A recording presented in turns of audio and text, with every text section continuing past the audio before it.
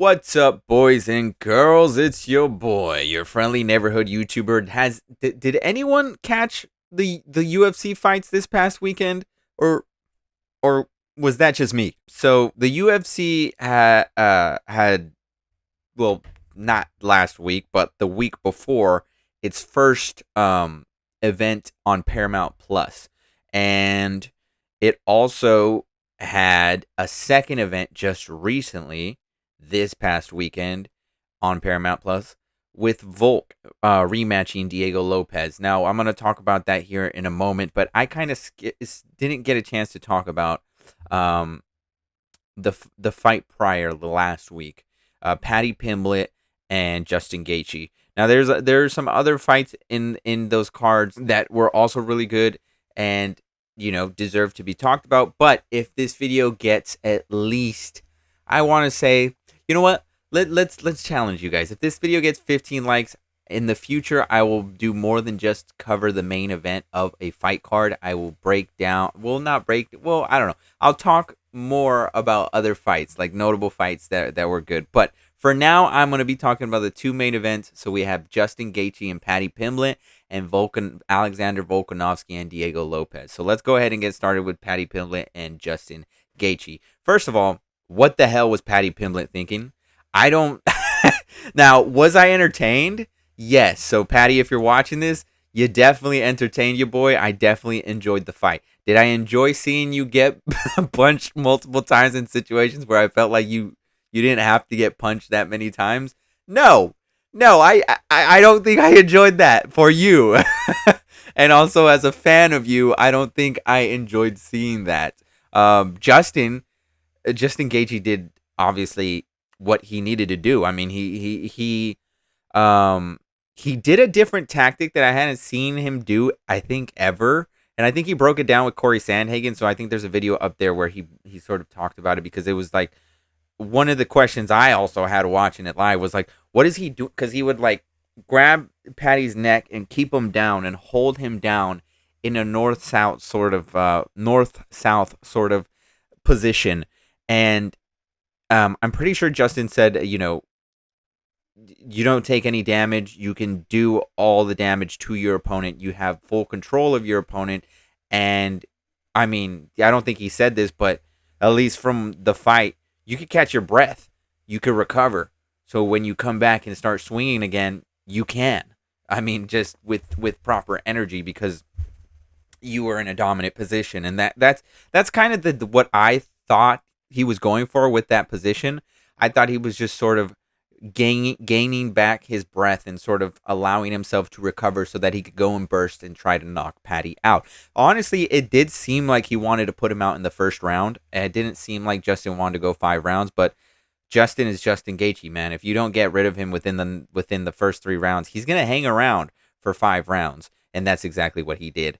Paddy Pimblett, though, I feel like he didn't come in with a game plan that I expected. I expected a lot more grappling on his end, but maybe that's the position that Justin held is what kept him from doing that, because maybe he just didn't want to be put in that similar position, even though he was already. And we don't know exactly, what it feels like in that octagon. Only those two men know exactly what they're feeling in that octagon. So we don't know if Paddy's going in with the injury. We don't know if Justin's going in with a lingering thing going on. We don't know. But from what we've seen, from what we saw fight night, Paddy, again, I don't know exactly what his game plan was. I would be interesting, Paddy, if you're watching this and you want to let your boy know down on the D-Lo. Don't worry, I'm great at keeping secrets. I'm just genuinely curious as to what was going on. Like, what was the mentality going into this fight? Like, we're just going to stand and bang and trade with Justin Gaethje. Like,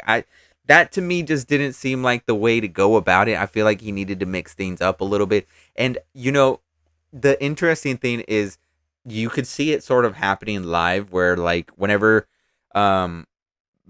Paddy let Justin pressure him to move backwards, Justin was landing, because Justin does, ironically enough, a similar thing that I think Ilia Topuria does, which is instead of ending his combinations in a little bit, Justin has this thing where he'll end the combination and then keep it going, and he'll chase you down to find the right punch that will land. And with Ilya Taporia, he does a similar thing, except he doesn't just stop. He'll like do one. I mean, he'll do a 1-2-3 combo, and then do a 5-6-7. Like he won't, or 5-6. He'll do a 1-2-3-4-5-6. He won't stop the combination after the 3, and it catches a lot of people off guard, and it also allows you to sort of push your opponent backwards. And every time that was happening, Patty, I feel like, was very susceptible to Justin's strikes. Now, the thing that was interesting is Patty showed in the fight, instead of getting pushed backwards, he was maintaining a distance and hitting him, and he was landing. And it looked like Patty had control. Every time he was in that position where he would just, bah, bah, it looked like, he had full control of the fight. He was landing shots, and I was like thinking, okay, if Patty is able to maintain this and then, control and then throw in maybe some takedowns here and there, or at least like a little bit of a threat, maybe throw more kicks. I felt like Patty could have ran away with that fight, but he allowed Justin to just keep doing that, and then Justin ended up hurting him with multiple different shots. I mean, Justin throws, bro. Like, he's not. I'm sure. What was it? Khabib. I'm pretty sure Khabib said Justin was the hardest person that hit him. I think, or was it Islam? One of the Russian guys. All right, I think it was Islam, said Justin was the one that. Or wait, did Justin even fight Islam? Am I tripping? No, it must have been Khabib. Let me show how dumb I am in the comment section. Who said that Justin hit the hardest? Because it's clear that Justin does hit very, very hard. And so it's going to be interesting to see him against Ilya, obviously, because Ilya has been able to just starch people left, right, and center. And now he's up against another brick wall that he has to break down in Justin Gaethje. So that's going to be a fun fight. But again, that was my main, thoughts for Justin Gaethje and Paddy Pimblett. It was a barn burner. It was entertaining as hell, but also sluggish. It definitely did seem like it was sluggish, and it definitely seemed like both fighters sort of just let it be that, and sort of just were willing to just stand and be in that war zone, in that hell.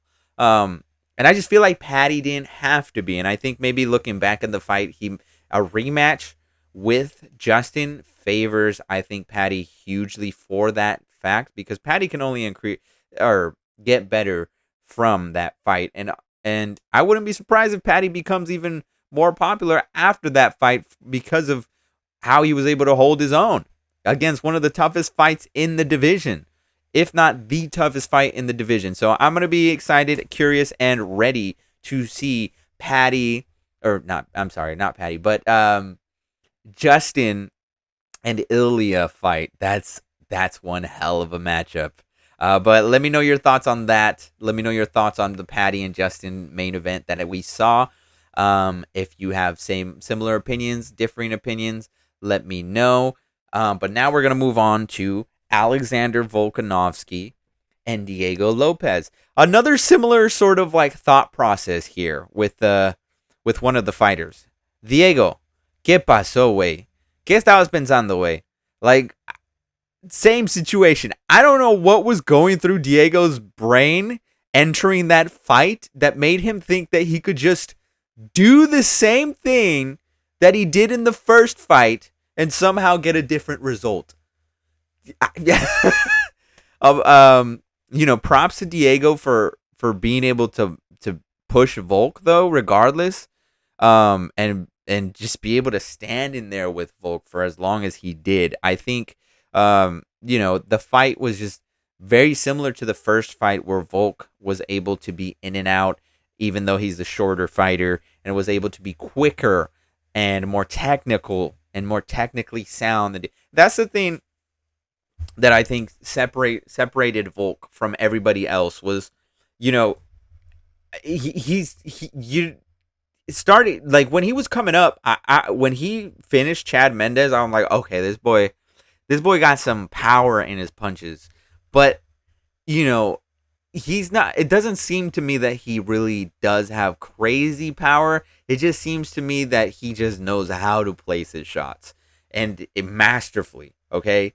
He may be, if not is, the greatest featherweight of all time. If you scratch that Ilya loss off his record, or like let's say that never happened and he beats Ilya, 100% the greatest featherweight of all time. But obviously because he lost against Ilya, there's that asterisk. But it's the same thing with Jose Aldo. You know, you still consider Jose Aldo one of the greatest featherweights of all time, and he got knocked out by Conor McGregor. So it's Volk is in unironically a similar situation, but he was able to reclaim the belt and keep it. Jose Aldo was not able to do that. He lost against Max Holloway. But this fight, like I said, I was just watching it thinking, you know, Volk's doing what he's got to do, man. He knows what he has to do to win a fight. Like he knows how to break his opponent down. He knows how to figure you out and beat you where you think you might win. He's really good at that. He's really good at adapting. He's really good at switching cadence, flow, and just going with the fight. Now, Diego in this fight felt like he was just one step behind. He was just not keeping up with the same cadence that Volk had in the fight. And I felt like Diego, every time he tried to beat the cadence and set his own cadence, his own tempo for the fight, it got like he got like close. But the thing was, he needed to be consistent with it. He needed to be the one pushing. He needed to be the one,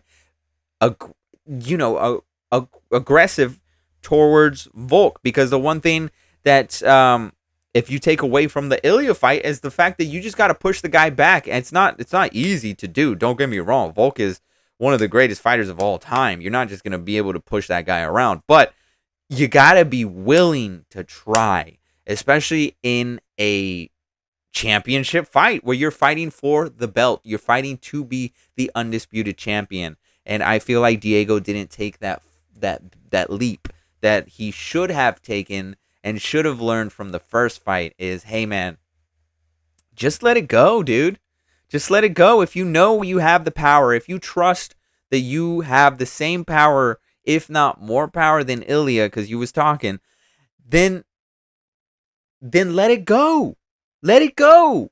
You know, Ilya was able to stand in the fire. He got hit by don't get it twisted, bro. He got touched up by Volk. He did. Before he knocked him out, he did get hit by Volk, but he was willing to take those shots so that he could land that one shot that he knew would put it out. And he did. And he bet on himself. He trusted it, and he landed it. And guess where he ends up being? A double champion. So that's the thing. Is like, so I feel like Diego just needed to take that leap, and it didn't seem like he was going to in the fight. And props to Alexander Volkanovski, because he just did what he needed to do. But obviously, it raised the question for me post-fight. I thought the boy was going to retire. I really did. I thought Volkanovski was going to call it quits there. I thought he was ready to just end his career on a high. You know, I beat this young guy twice. This guy's going to be tough in the division, and I'm hanging it up while I'm at the top. That's what it felt like was the move to make for Volkanovski. Obviously, that's not what he did. He even brought up proposals of keeping the division going and allowing more people to have an opportunity to fight for the belt that are honestly probably much a more deserving spot than Lopez was. So props to Volkanovski for that. Obviously, he still wants to be out there competing, but he's got cooking with Volk. He's got he's got stuff. You know, if he really wanted to, he could just call it. He doesn't have, I at least personally feel, he doesn't have anything else to prove to anybody. I think everybody has agreed and come to an agreement that Volkanovski is one of, if not the greatest featherweights of all time, and will be a future Hall of Famer guaranteed. There's nothing else left for him other than maybe going up and trying to chase Ilya for that second belt, or going down and trying to get another belt and fight Peter Yan. I don't know. Like that's the only thing that sort of makes sense. I understand where he's coming from, where he wants to give, one of these young fighters an opportunity. But you don't have to, Volk. You don't have to. You don't need to. There's no point. Just let the boys duke it out. You've already proved yourself. You are the lion. You are the one of the you are a legend, a living legend. You don't need to. But props to him for choosing to continue to do so. Either way, you can't say it. You can't tell a man no. And if he wants to keep fighting, he wants to keep fighting. Just as that's just what I thought. I just thought he was going to retire. I don't know. Am I wrong? Am I going crazy? Let me know down in the comment section below. If you watched this video thus far, be sure to leave a like. I'm in a current 90-day period. If you want to subscribe and join the journey and see where I end up after 90 days, this is day 5, I believe, then subscribe. And I'll catch you guys tomorrow for another video. Be sure to get this video to 15 likes, and I will continue to talk about UFC and even more fights to come. Finally, in minute 25, Holloway shows some mortality. Look at this. Holloway just told him, stand right here.